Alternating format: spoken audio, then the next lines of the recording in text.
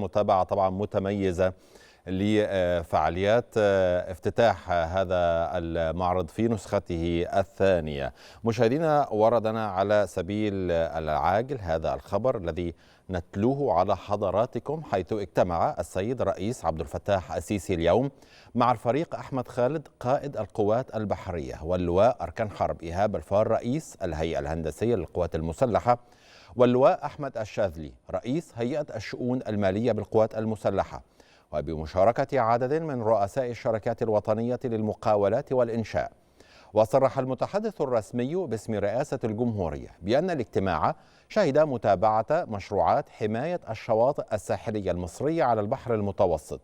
قد تم في هذا الإطار استعراض الجهود والإجراءات التي تتخذها الدولة لحماية الشواطئ امتدادا من منطقة أبو قير إلى الساحل الشمالي الغربي، ذلك بالاستعانة بالدراسات الفنية والتخصصية اللازمة التي تم إعدادها بالتنسيق مع كبرى الخبرات الفنية الاستشارية من الجامعات والشركات العالمية المتخصصة، ذلك بهدف تطوير المنظومة أو المنظور المستقبلي لحسن استغلال الطبيعة الجاذبة للسواحل المصرية بامتدادها على البحر المتوسط شمالا،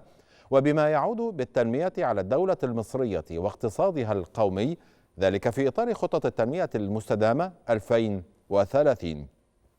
وقد وجه السيد الرئيس بربط جهود حماية الشواطئ الساحلية على البحر المتوسط وما يتبعها من مشروعات بالتطوير الجاري حاليا في شبكة المحاور والطرق الرئيسية الجديدة المحيطة بمدينة الإسكندرية، ذلك تكاملا مع الجهود القائمة لربط الساحل الشمالي الغربي بالبحر الأحمر، ومنها محور العين السخنة العلمين، ذلك في إطار المفهوم الاستراتيجي الشامل للبنية التحتية الحديثة للدولة، خاصة الشبكة القومية للطرق والكباري ومنظومة الموانئ الجديدة.